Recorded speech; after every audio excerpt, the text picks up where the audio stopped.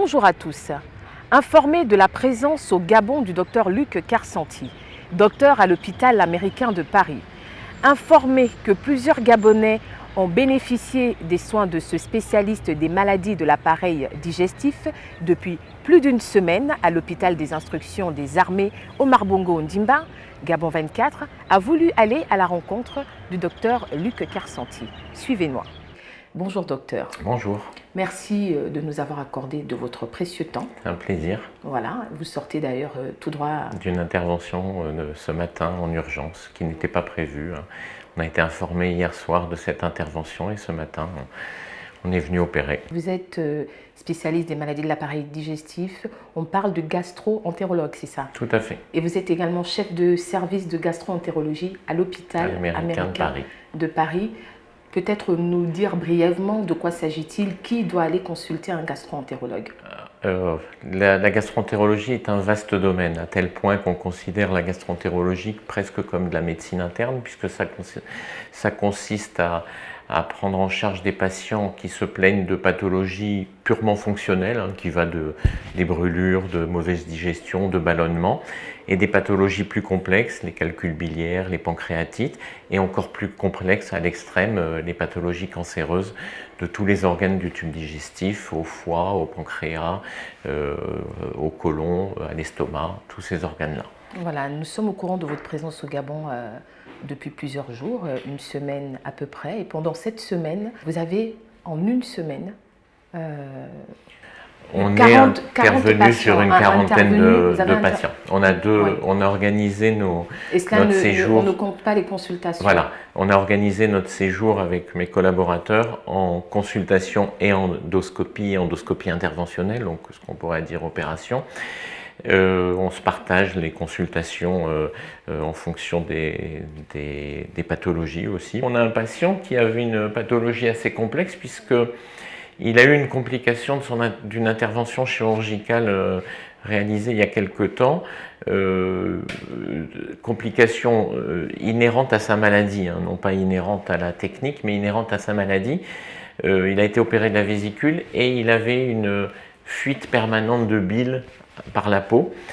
Et donc moi je suis intervenu pour aller drainer les canaux biliaires par l'intérieur en mettant ce qu'on appelle un stent, qui est une prothèse en fait, une sorte de tuyau interne qui a permis de drainer la bile par son courant normal et de tarir la fistule qu'il avait. Bonjour. Comment ça va? Ça va bien maintenant. Bon, alors, comment ça s'est passé? Ça fait combien de temps que tu étais à l'hôpital, là, au total? Voilà un mois. Un mois? Ouais. Bon, il y a eu l'opération et après, il y a eu des petites complications. Tu as eu le liquide qui est sorti à la peau. Ouais. Bon, donc, moi, je suis intervenu en faisant une endoscopie et j'ai mis un petit tuyau. Comme je t'ai expliqué, j'ai mis un petit tuyau à l'intérieur. Ouais. Et là, depuis 3 jours, ça coule plus. Ça ne coule plus. Il n'y a plus de poche, il y a juste un pansement. C'est tout. Donc tu vas rentrer à la maison? Ouais. Ben voilà.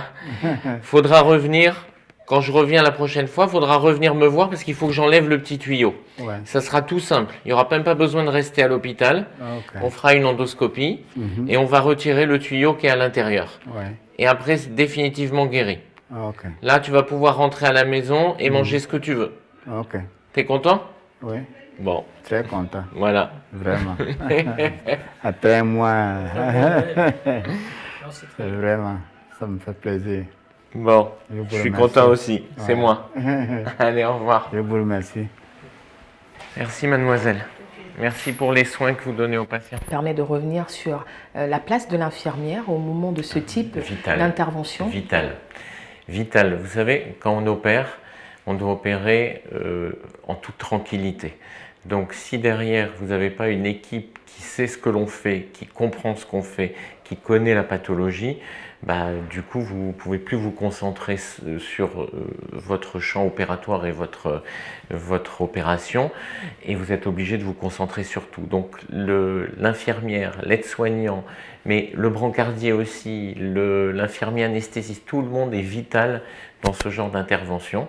C'est ça qui permet de travailler tranquillement en toute quiétude et d'éviter les complications après opératoires. Vous avez dû collaborer aussi durant cette semaine avec les gastro-entérologues gabonais locaux. Bien sûr. De toute façon, d'abord, ce n'est pas la première fois qu'on fait ce genre de session. Donc, on a des relations déjà depuis une longue date. Donc, on collabore non seulement avec les médecins gastro-entérologues, mais aussi les internistes, les chirurgiens. Vous savez que la gastro-entérologie n'est pas seule au monde, hein. On travaille de concert avec différentes spécialités. Les compétences locales sont un plus. Elles sont bonnes, il y a de bonnes compétences locales. Les compétences locales sont excellentes. La seule chose, c'est vrai que pour pouvoir intervenir sur ces pathologies et sur des techniques très particulières, très spécialisées, il faut avoir de l'expérience. Et malheureusement, comme il y avait peut-être à une époque pas certains appareils ou pas de formation, donc certains praticiens n'ont pas acquis cette expérience, parce que l'expérience, elle se fait avec le nombre d'interventions, hein. On a plus d'expérience quand on a un bassin de population de 60 millions d'habitants que quand on a 1 500 000 habitants. Il y a une fluidité entre les rapports. Vous ne pouvez même pas imaginer, je vais presque vous choquer en disant ça, mais parfois je trouve qu'il y a une meilleure fluidité ici que dans mon travail, dans mon exercice à Paris. Mais ça, vous le gardez pour vous. Bon, mais ça, tout le monde le sait désormais parce qu'on est sur Gabon à 24. Donc les conditions de travail au Gabon dans le domaine médical, j'entends, il faut du matériel. On parle généralement, l'expression indiquée, c'est le plateau technique. Donc vous êtes au Gabon, à l'hôpital d'instruction des armées. Est-ce que toutes les conditions sont réunies pour parvenir à réussir vos interventions? Moi, j'ai une philosophie. On peut faire très bien avec peu de moyens. C'est l'organisation qui fait les choses très bien. Mais, en dehors de ça, on a besoin de matériel de qualité. Il n'y a pas de raison que les patients au Gabon ne bénéficient pas de la même qualité des soins qu'à l'étranger. Au contraire, c'est presque le but de ce genre de session, c'est d'éviter que les patients soient évacués vers l'étranger. Donc, le plateau technique est très important. Là, on a un plateau technique qui est honnêtement plus qu'honorable, hein. Il est très bien, il y a du matériel de qualité. Quand je suis arrivé la première fois au bloc opératoire, j'ai même été surpris par du matériel de haut niveau. Tout le matériel de base pour assurer une intervention de qualité est déjà présent au Gabon. Alors vous parlez d'interventions qui ne sont pas réalisées au Gabon. On parle également de conventions entre vous et... Oui, il y a un historique en fait. Je vais vous donner un petit historique quand même. D'abord, ça fait à peu près 12 ans que je viens au Gabon. Donc au cours de ces 12 ans, déjà depuis longtemps, j'avais ce projet de venir travailler pour faire du transfert de compétences en fait. Depuis quelques années, j'avais discuté lors d'entretiens avec le chef de l'État sur la possibilité de faire ce genre de choses, d'autant que ça se fait déjà dans d'autres spécialités, je vous le dis si vous êtes au courant, mais en urologie par exemple, ça se fait déjà depuis très longue date. Donc un peu dans le même cadre, cette collaboration ce projet a été discuté avec le chef de l'État. On a mis quelques temps à organiser un petit peu tout ça, mais ce projet est effectif depuis 1 an, depuis exactement novembre 2015. Depuis novembre 2015, où on a fait cette première session, on est déjà venu 5 fois avec mes collaborateurs, et à chaque fois, on a opéré entre 40 et 50 patients. On a fait parfois des consultations où on voyait des quinzaines de patients par jour pour pouvoir... Moi, j'ai toujours été choqué par le nombre de patients évacués vers l'étranger, en particulier vers la France, le Maroc, la Tunisie, l'Afrique du Sud. Ça m'a toujours effaré de voir autant de patients évacués, alors que certaines pathologies pourraient très bien être... Une méconnaissance des patients eux-mêmes, parce que le pays lui-même peut offrir effectivement ces opportunités-là.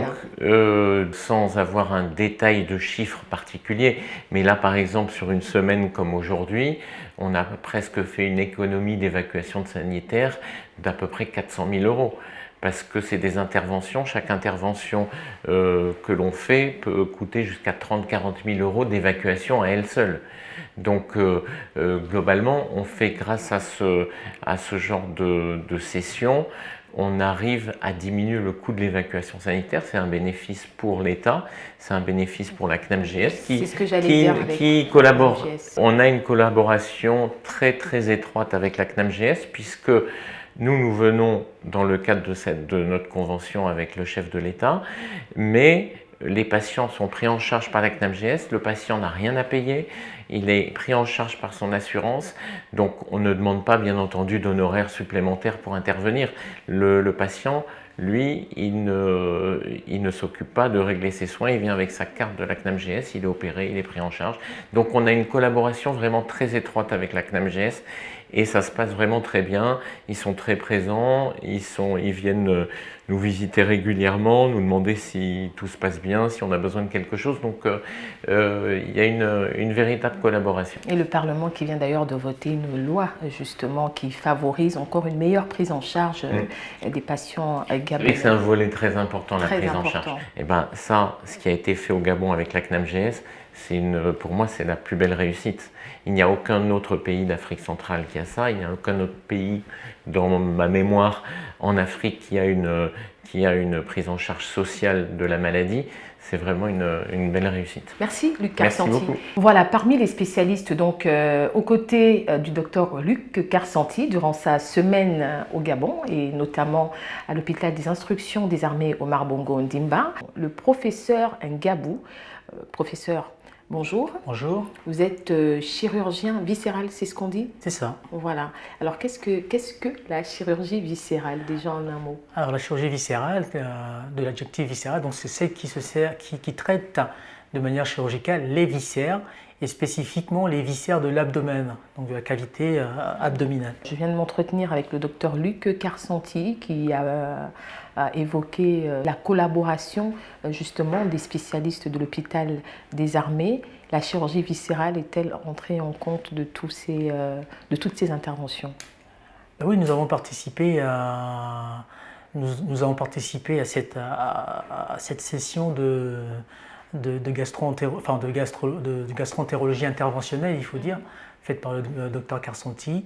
Donc durant toute cette période, on est allé régulièrement au blog pour voir un petit peu ce qu'il faisait, puisque c'est un petit peu nous qui allons suivre ces patients dans la suite et probablement réaliser le geste secondaire. D'accord, au-delà de votre expertise, de votre expérience, il y a quand même pour favoriser votre travail, la qualité du matériel et j'ai insisté aussi sur cette question.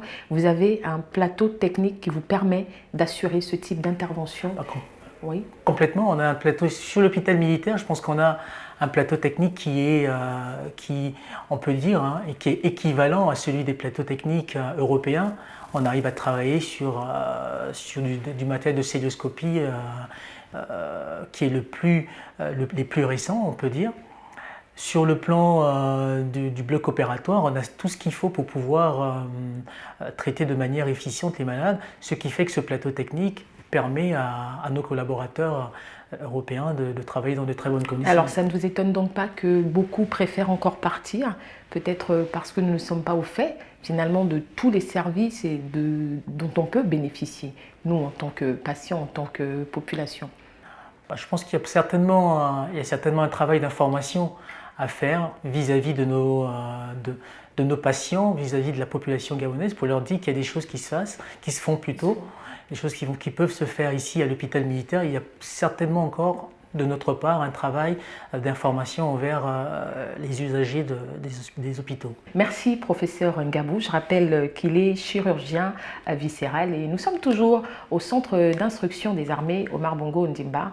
Voilà, merci donc docteur Luc Karsanti. Merci à vous. De nous avoir accordé de votre précieux temps. Donc on vous dit à la prochaine session au mois de septembre. On sera là. Parce qu'on va essayer de monter un peu en puissance et faire des interventions couplées avec les chirurgiens, les endoscopistes. Donc venez la prochaine fois. Gabon 24 sera présent. Docteur Ngabou. Voilà, merci également. Et on vous souhaite bonne continuation. Merci. Chers téléspectateurs, vous savez tout ou presque sur la gastro-entérologie et sur la présence du docteur Luc Karsanti. Il est gastro-entérologue, chef de service entérologie à l'hôpital américain de Paris. Merci de rester sur Gabon 24, l'actualité continue.